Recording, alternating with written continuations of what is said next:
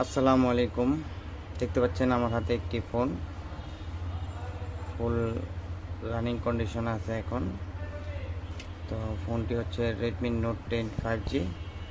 তো ফোনটি আমার কাছে যখন কাস্টমার নিয়ে আসে ফুল ডেট অবস্থায় ছিল, অন হইতো না।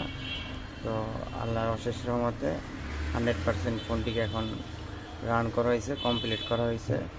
তো দেখতে পাচ্ছেন ফোনটি এখনও আর কি, যেহেতু ব্যাকসেলটা আঠা দিয়ে লাগানো হয়েছে সেক্ষেত্রে রাবার লাগানো আছে।